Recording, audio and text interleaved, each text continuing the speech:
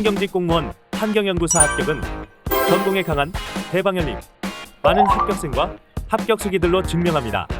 필기고 득점부터 면접 준비까지 대방열림에서 제대로 준비하세요. 네, 안녕하세요.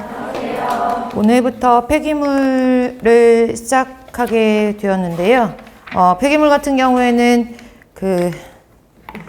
시험 출제 빈도를 봤을 때 요 근간 출제되는 빈도를 봤을 때 그렇게 빈도가 높아지진 않거든요. 비중이 높지는 않은데 원래도 그렇게 비중이 높지 않았는데 점점 좀 낮아졌어요. 그래서 작년이라든지 아니면 2022년도, 2023년도 해서 폐기물 나온 문항수를 보면은 뭐 토양이나 이런 것들과 비슷비슷하게 아예 그냥 수질이나 대기 같은 것들의 비중이 많아지고 폐기물의 비중이 많이 적어지긴 했거든요.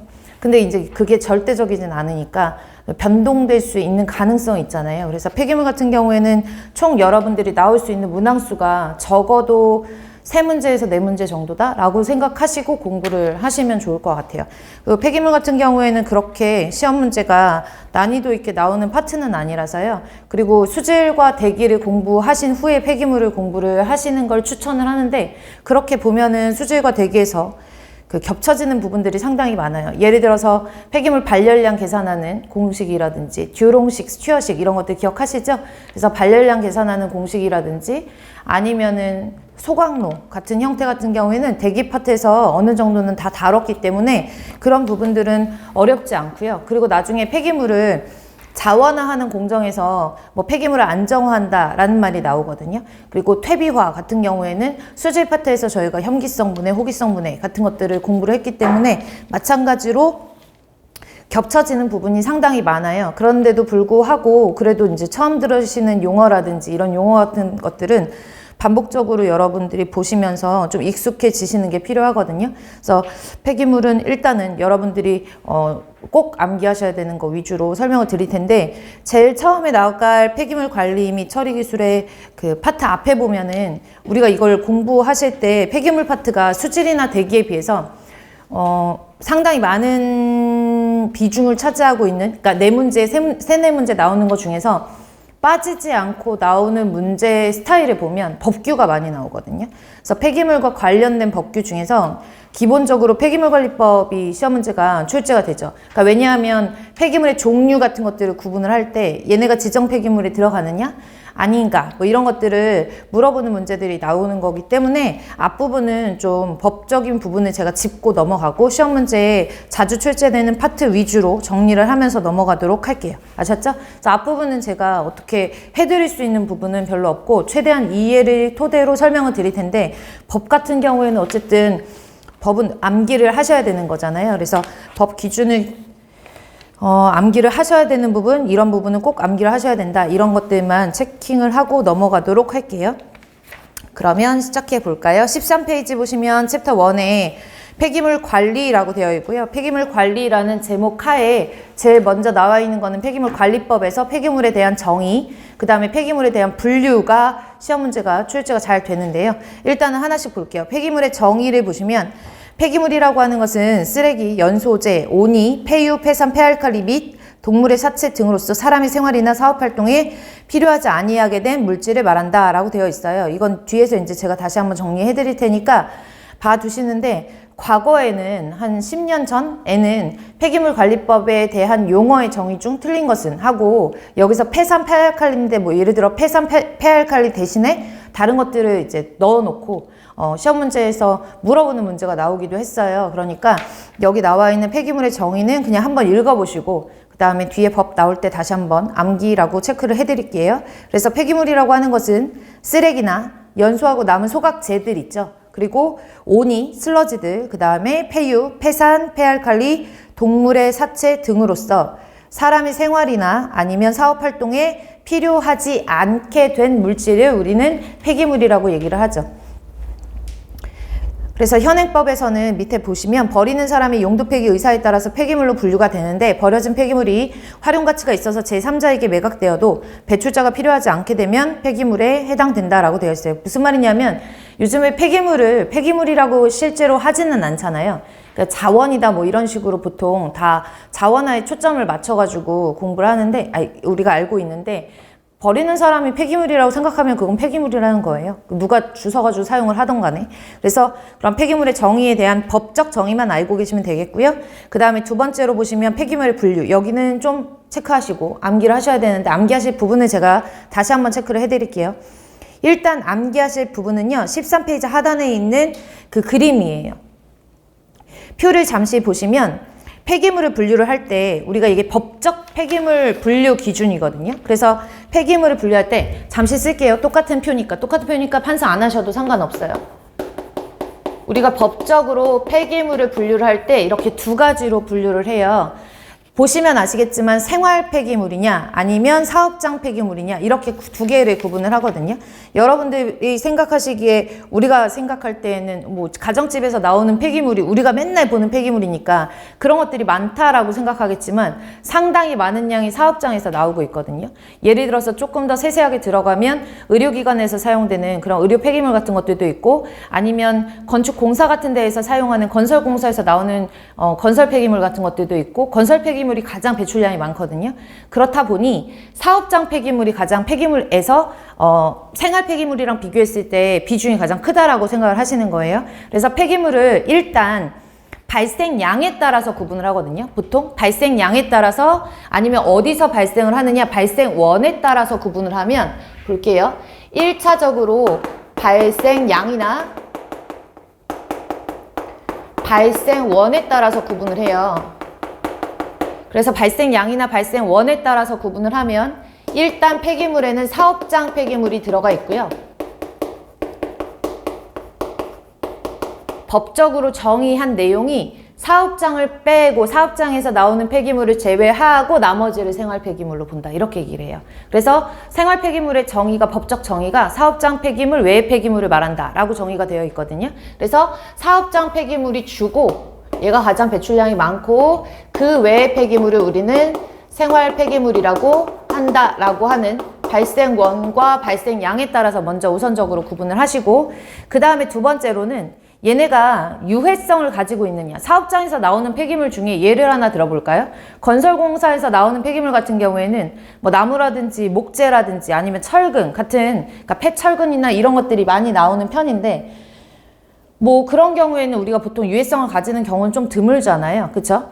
사업장에서 나오는 폐기물 중에서도 건설 폐기물 같은 경우에는 유해성이 그렇게 크지 않거든요.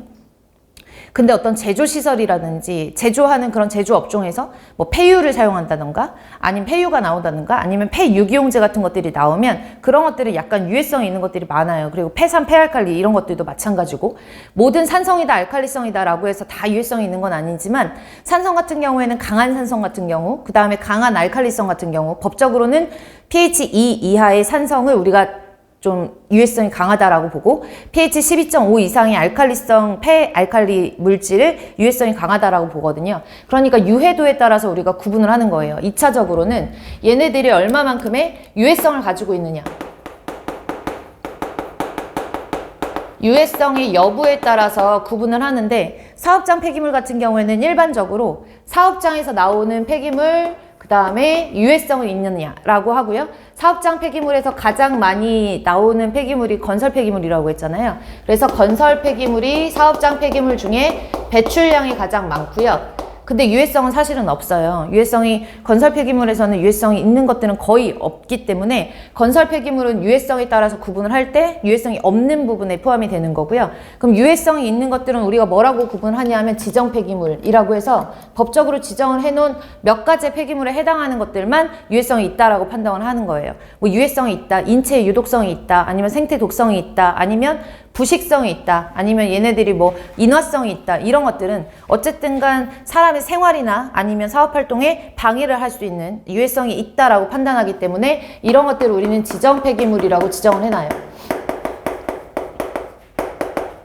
그래서 여러분들은 요 분류 기준도 알아두셔야 되지만 조금 있다가 법적으로 정해놓은 지정 폐기물의 종류들을 암기를 하셔야 되거든요. 그래서 지정 폐기물 같은 경우에는 시험 문제에 항상 나오는 문제예요. 매년 나오는 문제. 다음 중 지정 폐기물에 해당하지 않는 것은 하고 시험 문제 나오기 때문에 아주 중요한 부분이라고 생각하시면 되고, 그럼 유해성이 있는 걸 지정 폐기물이라고 지정을 한다면 유해성이 없는 것들은 뭐라고 하느냐? 유해성이 없는 것들은 일반 폐기물이라고 얘기를 해요. 그래서 사업장 일반 폐기물이라고 구분을 하고, 우리가 유해성 여부에 따라서 지정 폐기물, 사업장 일반 폐기물, 건설 폐기물 이렇게 구분을 한다라고 세 번째로는 알고 계시면 되고요. 마지막으로는 이제 발생 특성에 따라서 구분을 할 수가 있는데요. 발생 특성.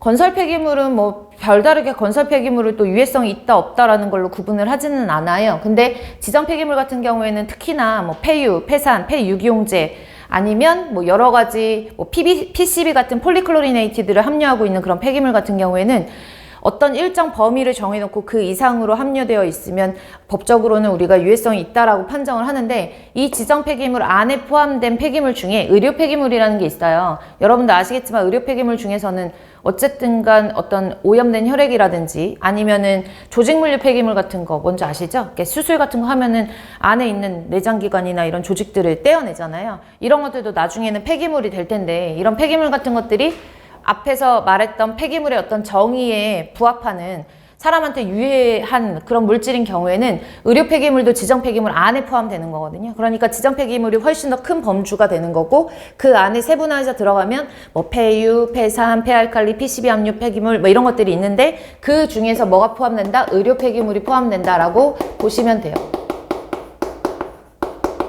되셨죠? 그 의료 폐기물 중에서도 이제 조금 있다가 분류를 할 텐데, 의료 폐기물도 마찬가지로 종류들이 여러 가지가 있어요. 뭐 격리 의료 폐기물. 한창 코로나가 우리 막 유행했을 때, 코로나가 아직 끝나지는 않았지만 어쨌든 코로나 아니면 메르스나 이런 감염병 같은 것들이 한참 유행을 하면 그 격리를 하잖아요. 그 사람들이 썼던 것들은 우리가 유해한 폐기물이니까 의료 폐기물 중에서도 격리 의료 폐기물 이런 걸로 구분을 할 수도 있고요.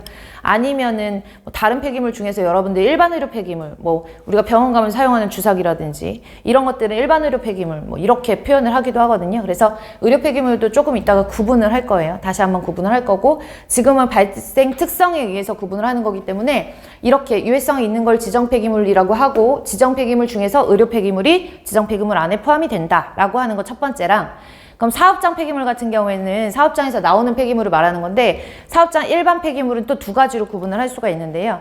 사업장에서도 사람이 생활하는 곳이니까 사업장에서도 생활하는 과정에서 나오는 폐기물이 있잖아요. 그쵸? 이런 것들을 우리가 사업장 생활계 폐기물이라고 표현을 해요. 사업장 폐기물도 사업장 생활계 폐기물이라고 하고요. 사업장을 운영하면서 그 제조 공정이나 공정상에서 배출되는 그런 폐기물 있죠. 그런 것들을 우리가 사업장 배출시설계 폐기물이라고 구분을 해요. 사업장 배출시설계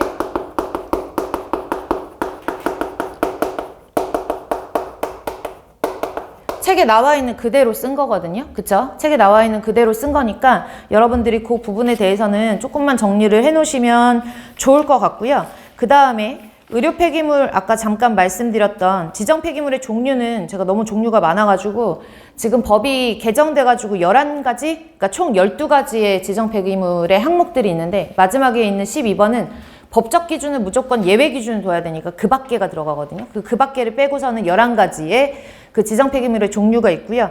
그래서 11가지는 조금 있다가 제가 다시 유해물질을 함유하고 있는 그런 그 지정 폐기물의 종류에 대해서는 다시 한번 말씀을 드리고, 의료 폐기물은 지금 하는 김에 같이 하는 게 나을 것 같아서 잠깐 설명을 드리면, 의료 폐기물은 또 3가지로 구분을 하거든요. 일단은 격리 의료 폐기물과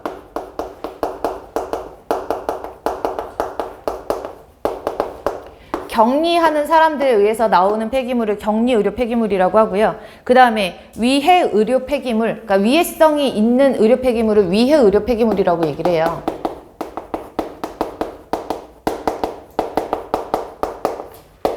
마지막이 일반 의료 폐기물이거든요.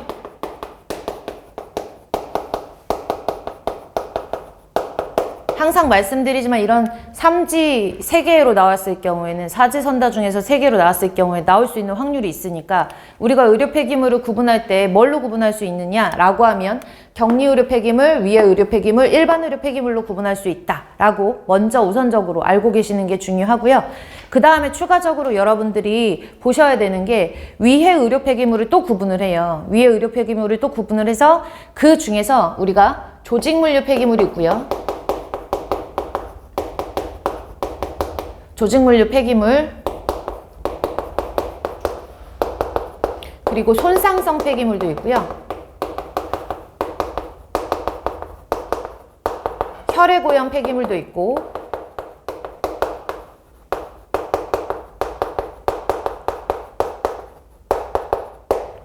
의료 폐기물이라는 말은 다 빼고 그냥 이렇게 할게요. 병리계 폐기물,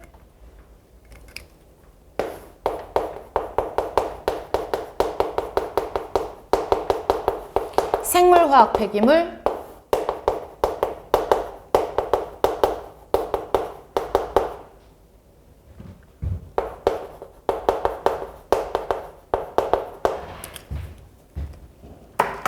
이렇게 구분을 하거든요. 5가지로 되셨어요?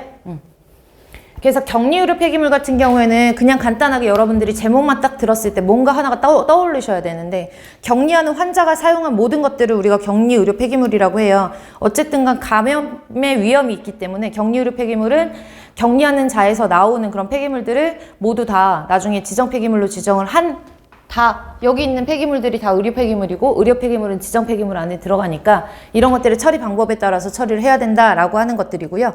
조직물류 폐기물 같은 경우에는 그냥 여러분들이 상상하시기에 인체 조직, 동물의 조직 같은 것들을 말하는 거거든요.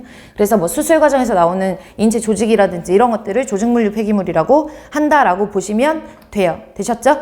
그리고 손상성 폐기물 같은 경우에는 보세요. 얘는 조직 같은 거라고 했으면 손상성 폐기물은 약간 바늘 같은 거.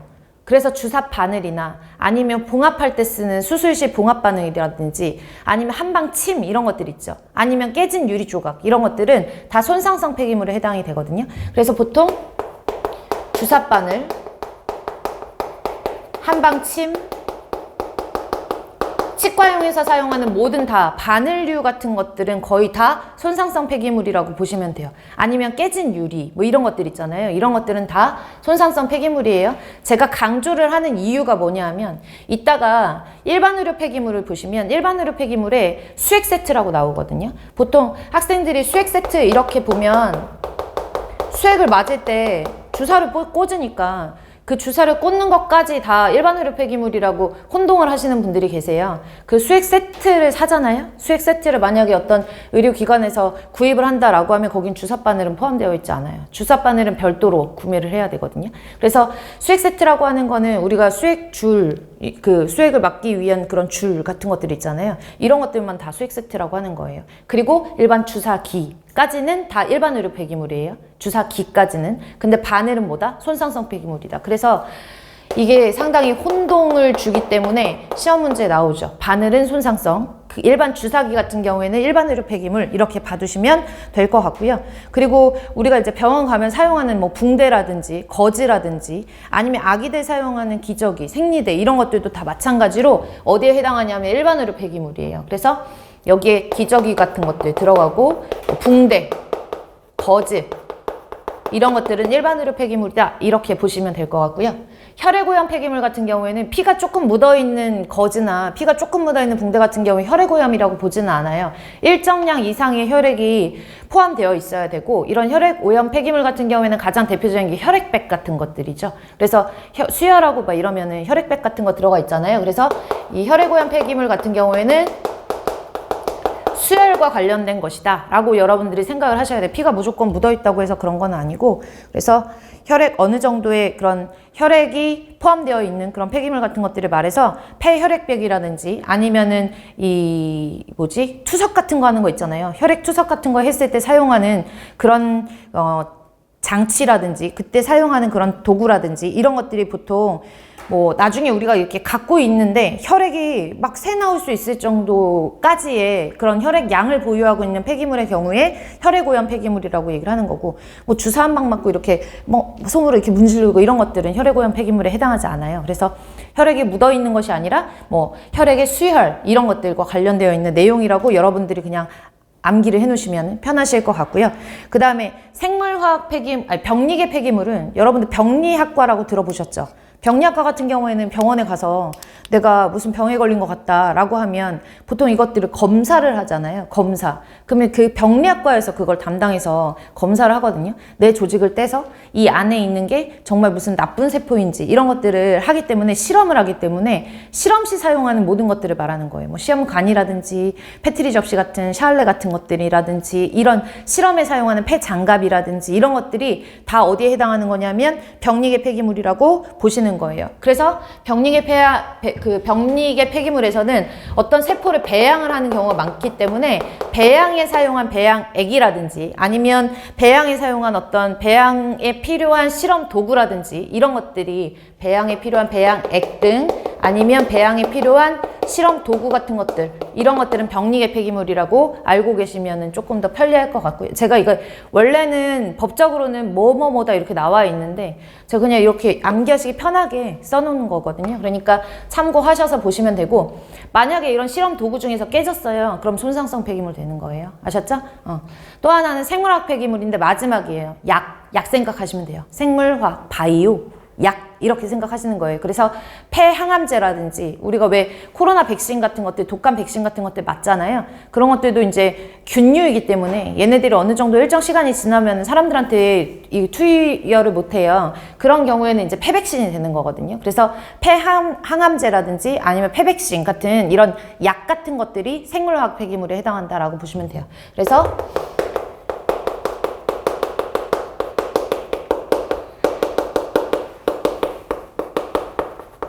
이 외우실 때는 약 이렇게 기억을 해 놓으시면 좋을 것 같고, 그래서 많이 헷갈려 하시는 게 조직물류는 인체, 동물의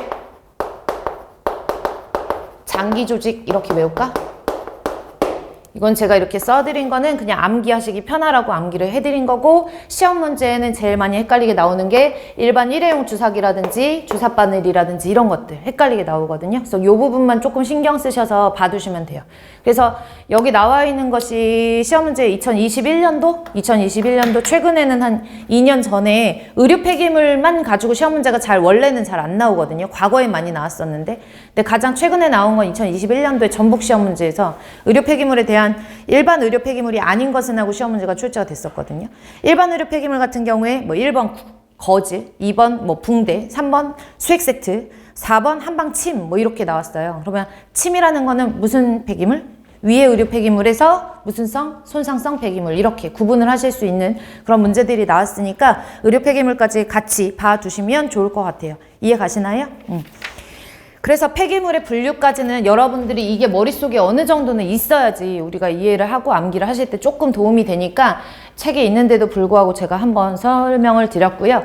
또 하나는 여기서 하나만 더 보면, 우리가 폐기물을 법적으로는 이렇게 구분을 할 수도 있지만 폐기물을 분류할 수 있는 어떤 기준에 따라서는 분류를 여러 가지로 할 수 있잖아요. 그러니까 폐기물의 분류 기준에서 이 폐기물은 액체야? 아니면 고체야? 아니면 액체도 고체도 아닌 그 중간이야. 그걸 반고상이라고 하거든요.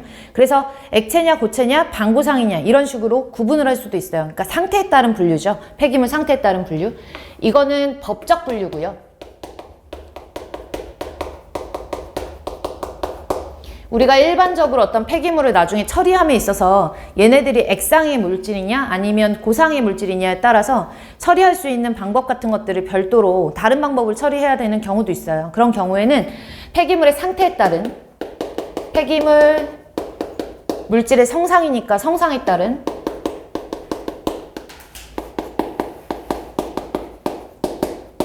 분류를 보면, 이걸 하기 전에 참고적으로 저희가 수제 파트에서 뭐 했냐면 슬러지라고 하는 것은 고형물 플러스 수분이다라고 했던 거 기억나시죠? 자, 참고. 슬러지라고 하는 것은 고형물과 수분으로 이루어져 있어요. 그래서 우리가 보통 이거를 기호로 슬러지라고 하는 것은 고형물 TS와 수분 W로 이루어져 있다. 이렇게 썼었거든요. 기억하시죠? 슬러지도 나중에는 보시면 아시겠지만 다 폐기물에 해당하잖아요. 아까 전에 폐기물에 대한 정의에서 온이라고 하는 게 슬러지를 의미하는 거기 때문에 이게 폐기물의 한 종류라고 보고 폐기물이라고 하는 것은 고형물과 뭘로 되어 있다? 수분으로 되어 있다라고 보셔도 무방해요. 그러면 이 고형분이 슬러지가 만약에 100%라고 가정을 했을 때 슬러지 같은 경우에는 수분 함량이 상당히 높잖아요. 그러니까 수분 함량이 만약에 96이라고 가정을 할게요. 그럼 당연히 고형물은 몇 프로죠? 4% 정도밖에 안 되거든요. 그걸 가지고 고형분이 4% 정도밖에 안 된다라고 하면 수분량이 훨씬 더 많기 때문에 이 경우에는 액상으로 보는 거예요. 그래서 그 액상 폐기물의 구분이 5%, 고형물이 5%가 안 됐을 때, 5% 미만일 때 우리가 액상 폐기물로 구분을 하거든요. 다시요.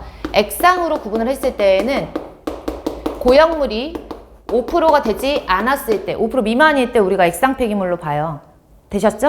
그 다음에 그러면 고체상 폐기물은 어느 정도의 고형물이 있어야지 고체상의 폐기물로 분류를 하느냐라고 보면 고상 폐기물은 보통 15% 정도 이상, 고형물이 15% 이상을 함유했을 때, 다시 말해서 고형물이 한 20% 있는 거예요. 그럼 수분은 80%잖아요. 그쵸? 15% 이상으로 고형물이 많으면 수분의 양은 점점 줄어들 테니까 그런 경우에는 고상 폐기물이라고 보거든요. 그래서 고상 폐기물 같은 경우에는 고형물이 15%가 넘어가면 15% 이상이면 이것은 우리가 고상 폐기물로 본다라고 얘기를 하죠.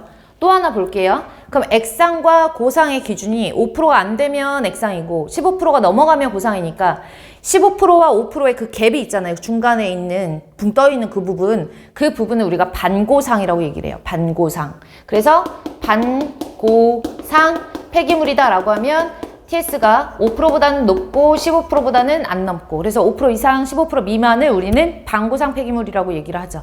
이해 가시나요? 그럼 여기에 조금 더 더불어서 추가적으로 보면 고형물이 5%가 안 된다는 얘기는 함수율이 95%가 넘어간다는 얘기예요. 그쵸? 함수율로 따지면 이렇게 구분을 할 수도 있지만 함수율로 따지면 함수율은 95%가 넘어가면은 액상.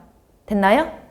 그 다음에 함수율이 85%보다 낮아지면은 고상이라고 보시면 되는 거예요. 그쵸? 그래서 함수율이 85%보다 낮아지면은 고체상이라고 보는 거고요. 그 다음에 85%와 95%그 사이에 있으면 반고상이라고 보는 거죠. 그쵸? 그래서 예를 들어서 시험 문제에 뭐 어떤 슬러지의 함수율을 계산을 했더니 함수율이 97.2%더라. 그러면 얘는 어떤 폐기물이냐? 라고 시험 문제가 나와요. 그럼 딱 눈으로 봤을 때 97.2%면은 고형물이 2.8%잖아요? 5%가 되지 않으니까 얘는 무슨 상? 액상 폐기물. 이런 식으로 문제가 출제가 되죠. 아셨죠? 그리고 출제가 됐었고, 그래서 그 내용들만 보시고 요거를 암기를 해 놓으셔야지 우리가 볼 수 있으니까 그럼 암기하시고 정리를 하시면 될 것 같아요. 그래서 이 문제 같은 경우에는 이 공식 같은 경우에는 기준은 외워두시면 좋겠고요. 그러면 제가 지금 설명드릴 수 있는 부분은 설명을 드렸거든요. 나머지는 교재를 보면서 설명을 드릴 텐데요.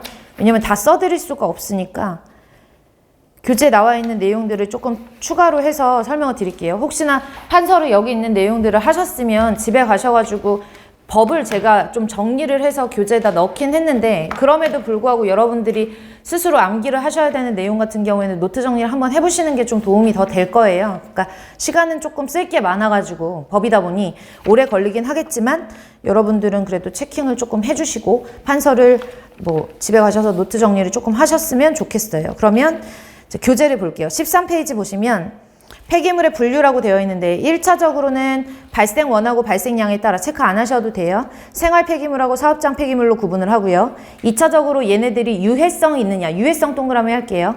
유해성에 따라서 사업장 일반 폐기물하고 지정 폐기물로 구분을 한다라고 했어요. 기억하시죠? 그래서 유해성의 여부에 따라서 두 번째로 이렇게 구분을 했고요. 그 중에서 우리가 유해성이 있는 애들을 무슨 폐기물? 지정 폐기물이라고 이름을 붙여준 거거든요. 마지막 세 번째로는 발생 특성에 따라서 사업장에서 나온다 하더라도 사업장에서 배출 시설계 폐기물이냐. 다시 말해서 사업장이 어떤 사업하는 그 과정에서 발생되는 폐기물이냐 아니면 그 외에서 발생하는 폐기물이냐에 따라서 사업장 일반 폐기물하고 사업장 배출시설계 폐기물로 구분을 하고요. 그 다음에 지정 폐기물 중에서는 의료 폐기물이 여기에 해당하기 때문에 지정 폐기물 안에 의료 폐기물이 포함된다라는 것으로 구분을 할 수가 있다라는 정리예요. 그 다음에 두 번째로 보시면 폐기물 상에 따라서, 성상에 따라서 구분을 하면 체크하고 중요 표시할게요. 왜냐하면 어차피 나중에 까먹으니까. 외우셔야 돼요. 5% 15% 이렇게 외우셔야 돼요. 고형물의 함량이 5% 15%, 5%가 넘지 않으면 고체, 15%가 넘어가면은 아니다. 5%가 넘지 않으면 고형물의 함량이 5%가 넘지 않으면 액체상의 폐기물이고, 그 다음에 15%가 고형물이 넘어가면은 고상의 폐기물이라고 보는 거고요. 중간에 해당하면은 방구상 폐기물이라고 보는 거죠. 이해 가시죠? 그래서 보통 시험 문제 출제됐을 때는 고형물의 함량을 주어지는 게 아니라 함수율을 주어지기 때문에 그 수분의 함량으로 여러분들이 고상, 방구상, 액상을 구분을 하실 수가 있으시면 돼요. 그래서 중요 표시해 놓으시고 암기하시고, 밑에 보시면은 폐기물에 대한 그 그림표 같은 경우에는 폐기물의 분류표는 제가 이 판서해드리면서 한번 설명드렸으니까 여러분들이 이 내용들이 머릿속에 조금만 정리될 수 있게끔 한 3-4번 정도만 반복해서 봐두시면 좋을 것 같아요. 좀 까먹었다라고 하면 다시 앞에 보셔가지고 이 표 다시 한번 생각해 보시고. 그래서 뒷장으로 넘어갈게요. 뒷장으로 넘어가시면 앞부분은 다 법규라 가지고 그 용어의 정의가 나와 있거든요. 그래서 폐기물관리법 제2조에 해당하는 그 용어의 정의가 나와 있는데요. 일단은 하나씩 볼게요. 폐기물에 대한 정의 중에서 쓰레기, 연소재, 오니, 폐유, 폐산, 폐알칼리예요. 아셨죠? 폐유, 폐산, 폐알칼리 줄 칠게요. 폐유 대신 폐유기용제가 들어간다. 틀린 말이에요. 여러분들 법이라고 하는 거는요, 말장난을 조금만 쳐도 용어가 폐유랑 폐유기용제는 엄밀하게 다른 물질이잖아요. 그렇기 때문에 폐기물관리법에서 말하는 폐기물의 정의에 해당하지 않는 것하고 폐유 대신에 폐유기용제가 나온다든지 폐산 대신에 다른 물질이 나온다라고 하면 틀린 용어라고 보셔야 돼요. 아셨죠? 그래서 문제상에서 폐기물관리법에 따른 이라는 용어가 나온다. 그러면 법적 용어를 물어보는 거기 때문에 여기 안에서 글자 하나라도 틀리면 다 오답이 되는 거예요. 아셨죠? 그래서 법은 말 그대로 외우셔야 되기 때문에 좀 들어가는 항목들을 잘 보셔야 되는데 많이 헷갈리시고 오답으로 나오는 게 폐유, 폐산, 폐알칼리거든요. 그래서 그 3가지 정도로만 체크를 해놓으시면 좋겠고요. 앞에서 읽었으니까 그럼 패스할게요. 2번, 3번 체크하시는데요. 사업장 폐기물 외의 폐기물을 말한다 라고 했어요. 누가? 생활 폐기물. 그쵸? 우리가 보통 폐기물에서 제일 많은 양을 차지하고 있는 건 사업장 폐기물이기 때문에 사업장 폐기물을 먼저 구분을 하고 걔네들 빼고선 다 생활 폐기물로 구분을 한다 라고 보시면 되고요. 사업장 폐기물 같은 경우에는 한번 보도록 할게요. 대기환경보전법, 물환경보전법, 그 다음에 소음진동관리법에 따라서 줄 칠게요. 배출시설을 설치 운영하는 사업장이나 그 밖에 대통령령으로 정하는 사업장에서 발생하는 폐기물을 말한다 라고 되어 있어요. 법적 정의는요, 상당히 그 밖에라는 말이 많이 나오거든요. 그 밖에. 왜냐하면 예외적인 상황을 둬야 되는 거죠. 그래서 뭐 대기환경보전법, 물환경보전법, 그러니까 대기에 관련된 법안에서 배출되는 어떤 대기오염물질 같은 것들이 배출될 수 있잖아요. 우리가 뭐 얼마 전까지 대기 파트를 했으니까 집진시설에서 분진 같은 것들이 모아지면 그 모아진 집진되어 있는 그런 분진 같은 것들이 처리할 때 얘네들도 어쨌든 폐기물로 볼 수 있잖아요. 이런 사업시설에서 나올 수 있는 그런 폐기물 같은 것들이 있고, 그 다음에 물환경보전법 같은 경우에는 수처리하는 과정에서 발생되는 슬러지 같은 것들도 폐기물에 해당할 수 있고, 그 다음에 소음진동도 마찬가지로 이런 법에 따라서 배출시설이라고 하는 곳에서 배출되는 폐기물을 우리는 사업장 폐기물이라고 얘기를 한다라는 얘기예요. 다만 밑에 보시면 그 밖에 대통령령으로 정하는 사업장이라고 하는 것은 어느 하나에, 요 밑에 있는 어느 하나에 해당하는 사업장을 말한다 라고 되어 있어요. 정리되시나요? 여기에 나와 있는 기역부터 지읒까지가 뭐라는 얘기예요? 사업장 폐기물에 해당한다 라고 해석하시면 돼요. 아셨죠? 그래서 사업장 폐기물 같은 경우에는 물환경보전법에 따라서 공공폐수처리시설을 설치 운영하는 사업장. 생각해보세요. 공공폐수처리시설은요, 내가 공장을 운영하는데 내 직원이 한 10명이에요. 근데 우리 공장에서 만약에 폐수가 나온다고 하더라도 내 공장 자체적으로 폐수를 처리하는 시설을 만들기에는 상당히 경제적으로 타격이 커요. 그런 경우에 공장마다 이제 연합을 해서 한꺼번에 거기서 배출되는 폐수를 공동으로 처리하는 그런 시설을 우리가 공공폐수처리 시설이라고 하는데, 당연히 이 과정에서 많은 양의 슬러지라든지 많은 양의 폐기물이 나올 수밖에 없잖아요. 이런 시설 같은 경우에서 나오는 경우를 우리는 사업장 폐기물이라고 얘기를 한다라고 대통령령이 정해놨대요. 그 다음에 두 번째로 보시면 하수도법에서 공공하수처리시설, 그러니까 볼게요. 공공폐수처리시설, 공공하수처리시설 됐나요? 그 다음에 하수도법에서 뭘 처리해? 분뇨를 처리하는 시설. 분뇨 각자 처리하는 거 보셨어요? 아니지. 분뇨 처리 시설이 따로 있거든요. 그래서 분뇨 처리 시설을 설치 운영하는 사업장. 그 다음에 가축 분뇨가 나오면 이런 것들을 처리하는 가축 분뇨를 처리하는 공공 처리 시설. 됐어요? 그 다음에 다섯 번째로 폐기물 처리 시설이에요. 폐기물 처리 시설을 설치 운영하는 사업장. 근데 나 대신 폐기물 처리해 줄게. 허가도 안 받고 그냥 무단으로 하는 사람들은 법적 기준에 해당하지 않죠. 그러니까 옆에 보시면 폐기물 처리업이다라고 허가를 받은 사람들, 설치 허가를 받은 사람들에 해당하는 그런 사람들이 설치 운영하는 사업장 같은 경우에 기역부터 미음번까지는 다 어디에 해당한다? 사업장 폐기물에 해당한다 라고 보시면 돼요. 됐죠? 그럼 제가 체크를 해드릴 거는 비읍번 지정 폐기물을 배출하는 사업장이라고 되어 있어요. 지정 폐기물을 배출하는 사업장 같은 경우에는 지정 폐기물은 상당히 소량으로도 유해한 물질이거든요. 그래서 유해성의 분류에 따라서 지정 폐기물을 배출하는 사업장은 모두 다 사업장 폐기물이라고 보는 거예요. 되셨죠? 그게 양이 얼마든 간에 상관없이. 정리되시나요? 그리고 제가 공장을 운영하는데 폐기물을 배출을 하는데 폐기물이 하루에 나오는 양이 한 50kg 될까 말까예요. 이런 어떤 제조업장 같은 것들을, 제조업 같은 것들을 하는 그런 사업장에서 하루에 나오는 양이 한 50kg밖에 안 돼. 그러면 폐기물, 사업장 폐기물이라고 보지 않아요. 그러니까 법적 기준이 뭐냐면 사업장 폐기물이라고 일단은 얘기를 하려면 지정 폐기물을 내보내든가 사업장 폐기물이라고 얘기를 하려면 하루 평균으로 기준을 했을 때 적어도 300kg 이상의 폐기물을 발생을 시켜야지만 우리는 사업장 폐기물이라고 얘기를 해요. 이해 가세요? 다시 볼게요. 제가 이것만 왜 따로 설명을 드릴까요? 시험 문제 나오죠. 300이라는 수치가 나오거든요. 그래서 300이 뭐 200, 100 이런 식으로 나오니까 사업장 폐기물이 되려면 이 사업장은 적어도 1일 얼마? 300kg 이상의 폐기물을 배출하는 시설을 사업장 폐기물로 법적으로 정해놓고 있고요. 됐나요? 제가 요즘에 하고 싶은 게 있어요. 저희 집에 욕실 있는 데가 좀 너무 오래돼가지고 막 타일이 깨진 데도 있고 뭐 이런 거야. 그래서 제가 욕조 공사를 하고 싶거든요. 욕실 공사를 하고 싶어. 그럼 저희 집에 욕실이 우리 집이 뭐 대궐도 아니고 요만한 화장실에서 뭐 쓰레기 나와봤자 얼만큼 나오겠어. 근데 그것도 건설 공사잖아요. 건설 공사에서 나오는 걸 다 따져봤더니 1톤도 안 나왔어요. 그런 경우에는 건설 폐기물, 즉 사업장 폐기물이라고 보지 않아요. 우리가 사업장 폐기물 중에 건설 폐기물이라고 얘기하려면 적어도 어떤 1년의 건설 공사에서 5톤 이상이 배출돼야지 건설 폐기물이라고 우리가 사업장 폐기물이라고 지정할 수 있거든요. 그러니까 건설 공사라는 말이 나오면 적어도 몇 톤 이상? 5톤 이상이라고 보시면 돼요. 아셨죠? 그것도 수치가 나오기 때문에 여러분들이 봐두셔야 되는데 1일 300kg 이상 배출하는 폐기물이라든지 아니면 같은 건설 공사라도 이 건설 공사로 폐기물이 5톤 이상 배출되는 시설만 사업장 폐기물에 해당한다라고 하는 수치적인 내용이 나오는 건 요거 딱 두 개밖에 없어요. 맞죠? 그래서 다시 한번 정리하면 사업장 폐기물에 해당하지 않는 것은 하고 시험 문제 나온단 말이에요. 그러면 뭐 건설공사로 하루가 아니라 어떤 1년의 건설공사 시작부터 끝까지예요. 시작부터 끝까지 배출되는 폐기물의 양이 한 2톤 정도가 나온다. 그럼 사업장 폐기물 아니에요. 사업장 폐기물 아니면 뭐지? 생활 폐기물로 들어가는 거예요. 아셨죠? 그래서 수치적인 부분을 조금 암기를 해두도록 할게요. 두 가지. 그래서 시옷번이랑 이응번은 중요 표시해 놓으시고요. 폐기물을 1일 평균 300kg 이상 배출하는 사업장은 사업장 폐기물로 본다.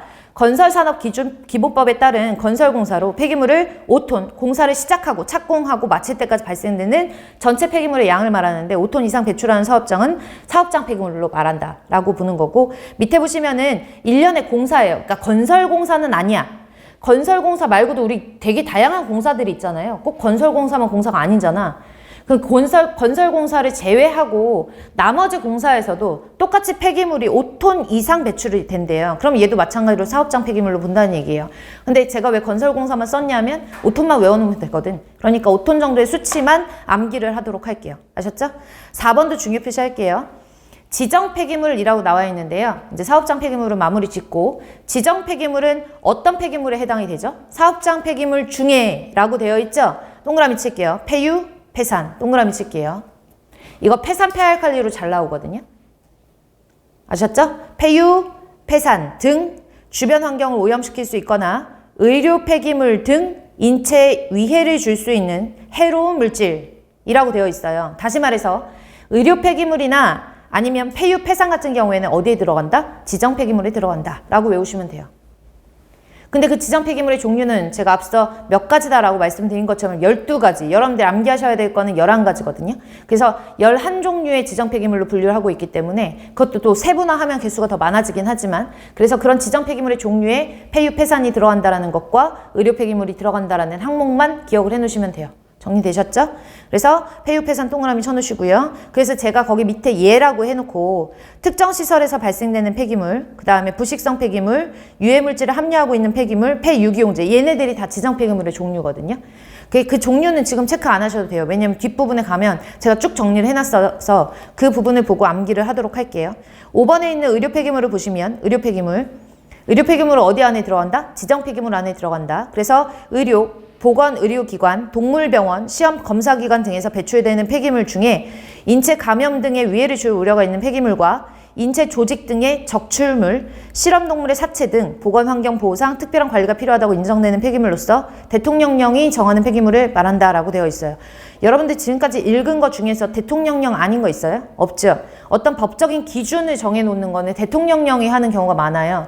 그 기준에 따른 이런 기준들을 따르려면 어떻게 우리가 이런 것들을 시행을 해야 되지? 이런 시행 같은 경우에는 환경부령이 많거든요. 그래서 대통령령이 이런 기준틀을 잡아놨다. 이거를 뭐 간혹 가다가 이거 환경부령으로 정하는 뭐 이런 식으로 나올 수 있으니까 그런 부분들도 좀 신경 쓰시면서 읽으세요.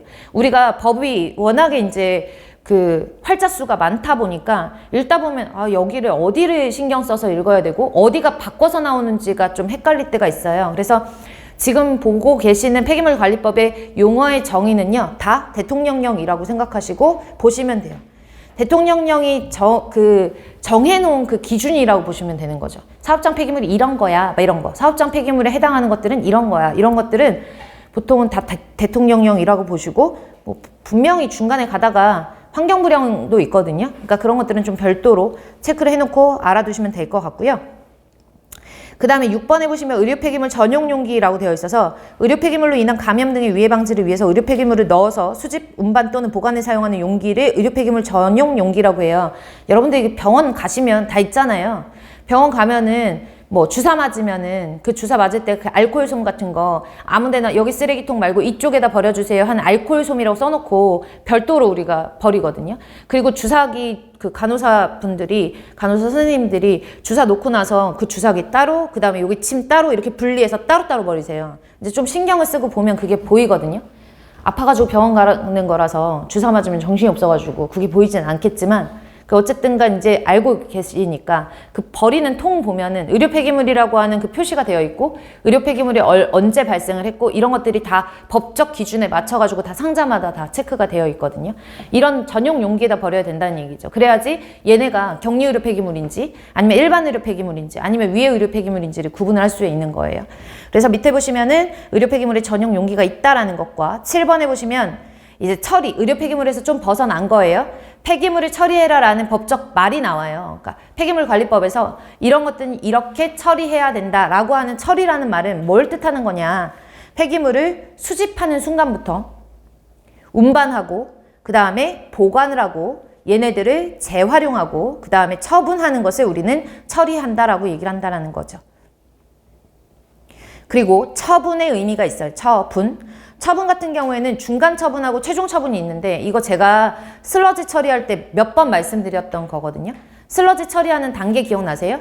슬러지라고 하는 온이도 폐기물이에요. 그럼 폐기물을 처음에 1차 침전지나 2차 침전지에서 발생하는 슬러지를 제일 먼저 뭐 해요? 농축을 하고 그 다음에 제거할 수 있을 만큼 안정화를 거친 후에 탈수를 해야 되죠. 물기를 빼기 위한 탈수를 하기 위해서 우리가 탈수가 잘 되는 성질로 바꾸는 계량을 앞에다 두고 탈수를 하는 후에 그 다음에 물기가 잘 빠져서 우리는 중간에 소각을 해야 되겠다라고 하면 소각 같은 중간 처리를 하고요. 그 다음에 마지막으로는 매립을 할 수밖에 없는 최종 처분을 한다라고 설명을 드렸어요. 보통 폐기물을 처분을 한다, 최종 처분을 한다라는 말이 나오면 매립 같은 거 생각하시면 돼요. 되셨죠? 매립.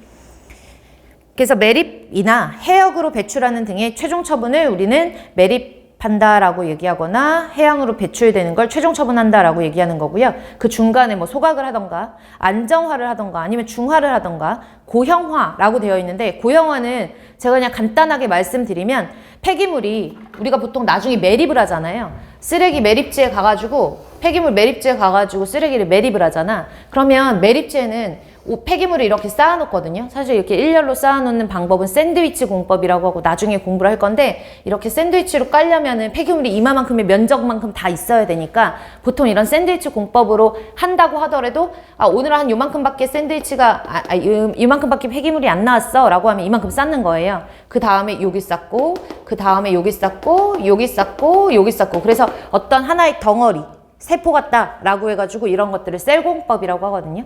이런 폐기물을 매립을 하잖아요. 그러면 매립할 때 우리가 쓸모 없어지니까 폐기물 매립지에 넣는다 라고 생각하지만, 폐기물 매립지 안에 들어가는 폐기물 같은 경우에는 아직도 유기물, 분해 가능한 유기물이 있는 상태거든요.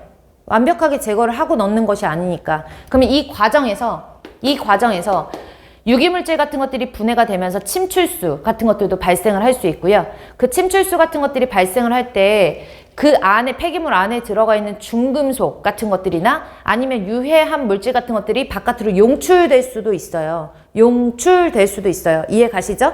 그럼 바깥에서 오염물질 같은 것들이 폐기물 매립을 했다고 해서 용출이 된다라고 하면, 사실은 폐기물 매립을 할 때 그냥 맨 땅에 묻는 것이 아니라 여기에서 나오는 물 같은 것들을 처리할 수 있는, 침출수를 처리할 수 있는 침출수 처리 시설이라든지, 아니면은 여기서 유해성 물질 같은 것들이 바깥으로 빠져나오지 않게끔 다른 공정 같은 것들, 차수막, 물을 차단하는 막 같은 것들을 다 설치를 하고 함에도 불구하고 유해물질 같은 것들이 바깥으로 용출되면 주변 환경에 영향을 미칠 수 있는 그런 인자가 너무 다분하니까 유해물질인데 얘네가 나오면 안 되는 거야. 그런 물질 같은 경우에는 시멘트 같은 거랑 섞어요. 유해물질을 함유하고 있는 그런 폐기물 같은 것들을 시멘트랑 섞으면 얘네가 시멘트 덩어리가 되잖아요. 이 덩어리 화시키면 어쨌든 바깥으로 용출되는 걸 방지를 할 수가 있는 거예요. 이렇게 처리를 해서 매립하는 걸 고형화라고 얘기를 하는 거예요. 고형화. 이해 가시죠? 그러니까 제가 지금 간략하게 설명드린 거예요. 보통은 시멘트랑 섞어요. 포틀랜드 시멘트라고 하는 시멘트랑 섞어서 처리하는 방법도 있고요. 아니면은 여러분들 유리 같은 거 있죠. 유리 같은 거 고온에서 상당히 많이 고온에서 녹이잖아요. 그럼 그러니까 SiO4 같은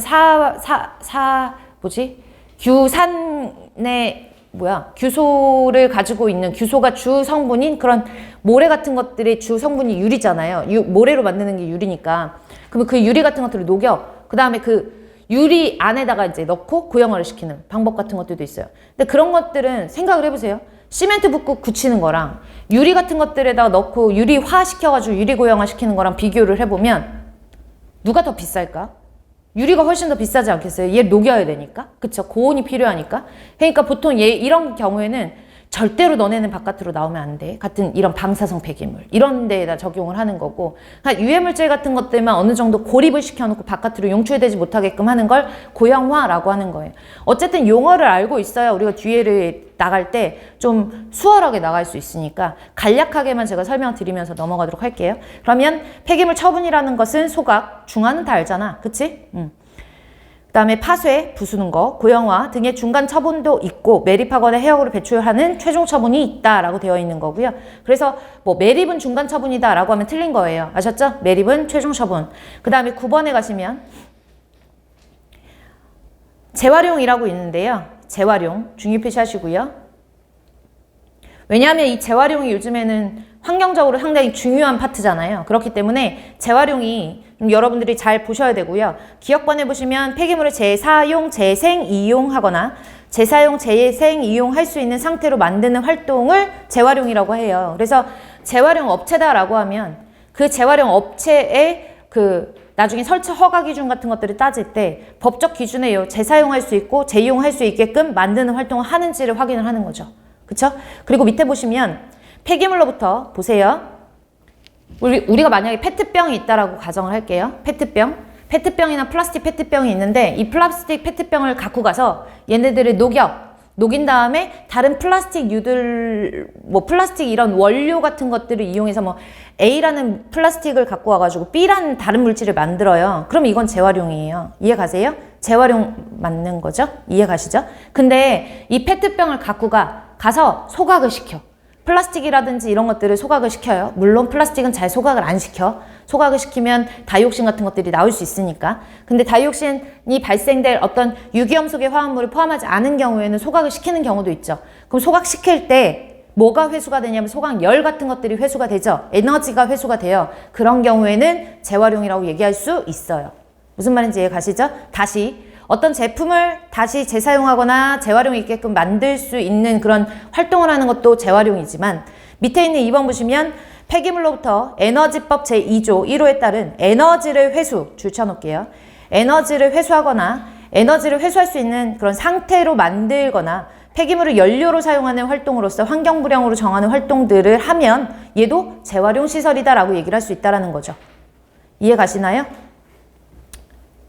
그러니까 우리가 재활용이라고 하면 여러분들 되게 단순하게 생각하잖아. 페트병 갖고 가가지고 페트병 깨끗하게 씻어가지고 물병으로 다시 쓰든가 유리 같은 거, 유리 나오면은 그 유리 같은 것들을 다시 깨끗하게 씻어서 뭐 소주병으로 다시 쓰고 맥주병으로 다시 쓰는 것도 재활용에 해당하지만 에너지를 그 재활용하는 과정에서 에너지를 회수하는 것들도 재활용에 해당한다라고 법적 기준을 받으시고요.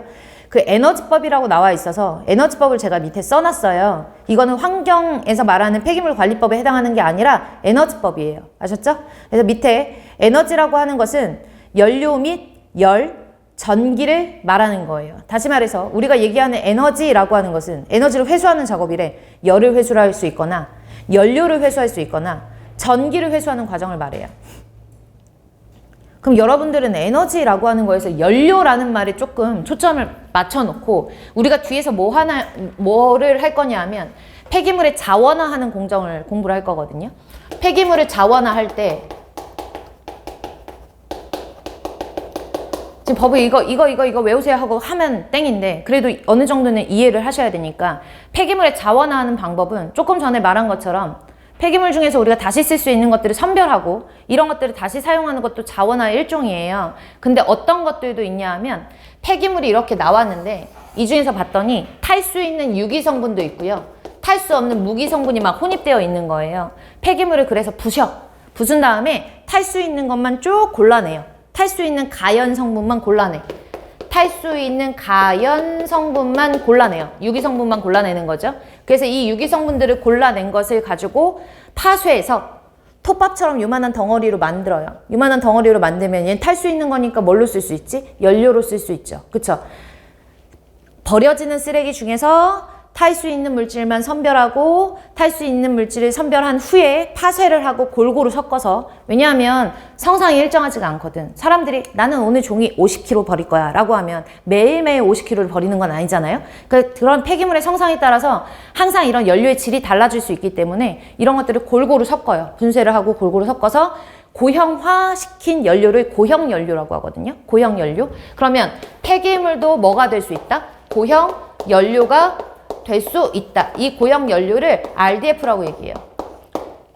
RDF. 되셨죠? 그래서 나중에 자원할 때 폐기물로부터 어떻게 연료를 얻지? 라고 하면 플라스틱 같은 것들은 기름으로 만든 거기 때문에 플라스틱을 우리가 어떤 과정을 통해서 플라스틱을 재생하는 과정에서 기름 같은 거 회수할 수 있어요. 그쵸? 이런 것들도 되고 아니면 RDF 같은 그런 폐기물 중에서 탈 수 있는 성분만 선별을 해서 연료를 만들기도 하고요. 이런 것들을 우리는 에너지라고 얘기를 해요. 그럼 밑에 볼게요. 그럼 에너지를요. 제가 만약에 어떤 소각로를 설치를 했거든요. 소각로를 설치를 했는데 이 소각로에서 태우는 폐기물에 비해서 열 회수량이 한 1% 될까 말까예요. 소각열 회수량이 1% 될까 말까요. 그런 경우에는 배보다 배꼽이 더 커요.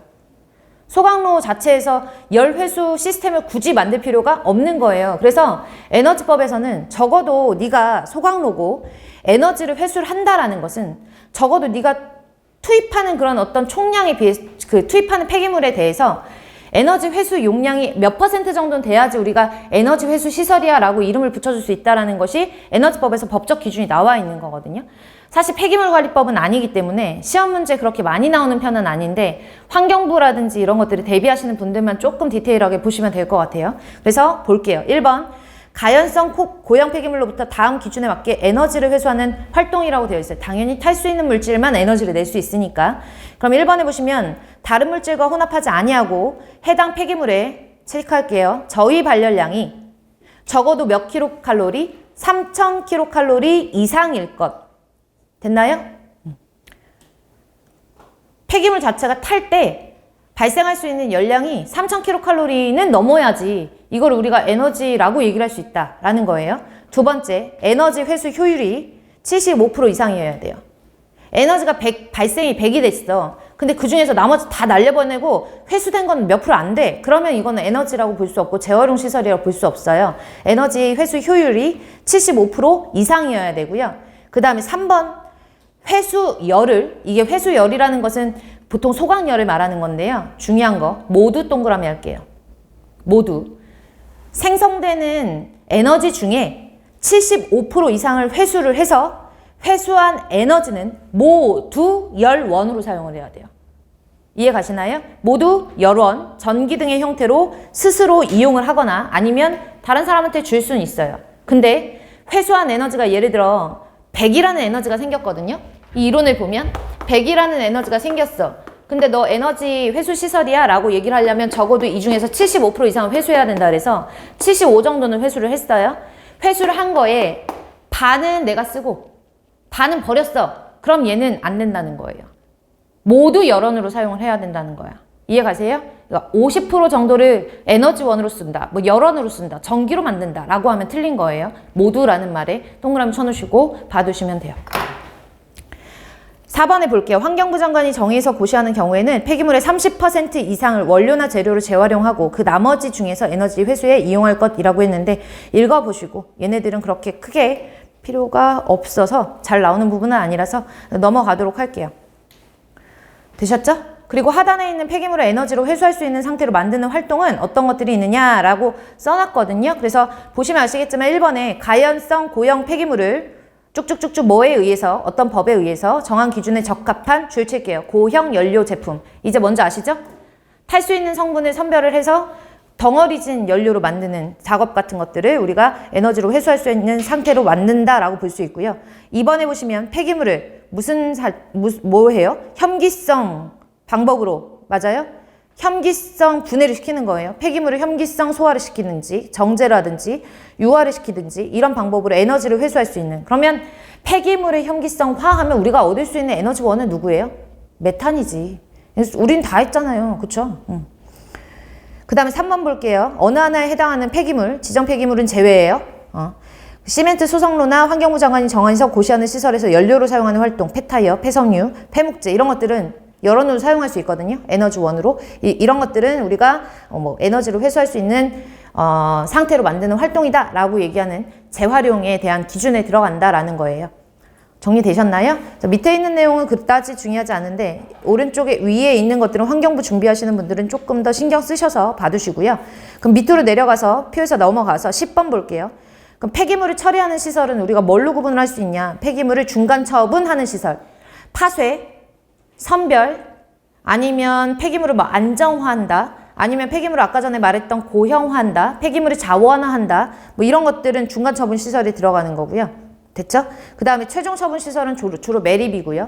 그 다음에 재활용 시설은 조금 전에 말하는 것처럼 이런 재활용할 수 있고 재사용할 수 있게끔 만드는 그런 과정을 재활용 시설이라고 구분을 하죠.